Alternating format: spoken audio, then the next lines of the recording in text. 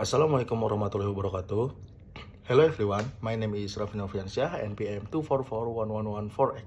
In this video, I want make a video education about capital budgeting atau penganggaran modal. Dalam dunia bisnis, setiap keputusan investasi besar bisa menentukan masa depan perusahaan. Salah satu proses penting dalam pengambilan keputusan tersebut adalah penganggaran modal atau capital budgeting.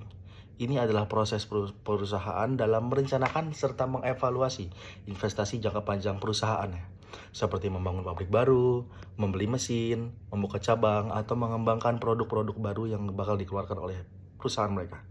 Tujuan utamanya adalah memastikan bahwa uang yang dikeluarkan perusahaan dapat memberikan keuntungan maksimal di masa depan dengan menggunakan modal sekecil-kecilnya.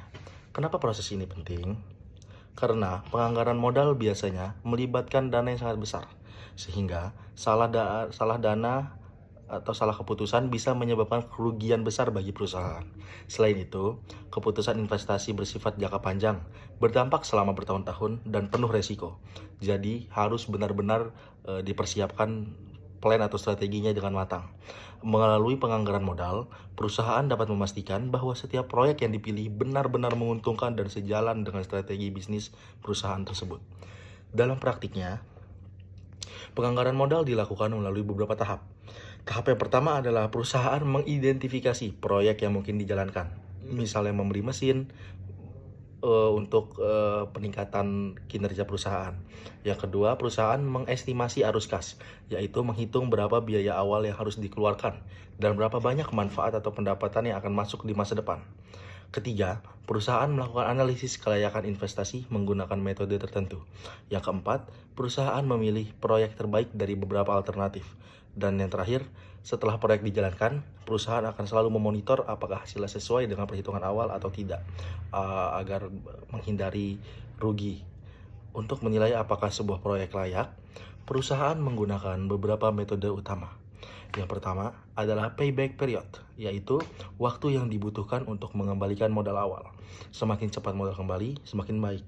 Namun, metode ini memiliki kelemahan karena tidak memperhitungkan nilai waktu, uang, dan keuntungan setelah periode balik modal. Jadi, ibaratnya kelemahannya itu karena payback period ini nggak menentu. Jadi tergantung perusahaan seberapa bagus marketingnya, seperti bisa menjual barang seberapa banyak sebulannya. Jadi nggak tentu untuk payback period ini.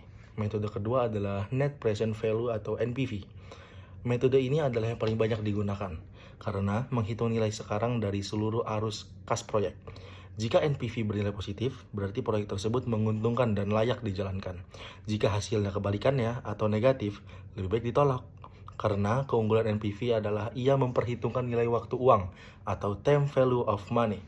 Metode berikutnya adalah internal rate of return atau IRR, yaitu tingkat pengembalian yang dihasilkan oleh suatu proyek.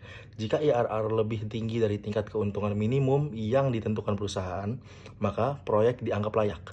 Selain itu, ada juga profitability index atau PI, yaitu rasio antara nilai sekarang, arus kas, dan investasi awal. Jika PI lebih besar dari 1, berarti proyeknya menguntungkan. Dan jika sebaliknya atau PI-nya lebih rendah dari 1, seperti misalnya 0,5, berarti lebih baik proyek tersebut tidak dijalankan karena hasilnya mungkin saja bakal rugi. Untuk memberi gambaran sederhana, bayangkan sebuah perusahaan ingin membeli mesin baru senilai 200 juta rupiah. Mesin ini diperkirakan akan menghasilkan tambahan keuntungan sebesar 60 juta rupiah per tahun. Selama 5 tahun, dari data itu, perusahaan bisa menghitung payback periodnya, yaitu sekitar 3,3 tahun. Lalu, perusahaan menghitung NPV-nya.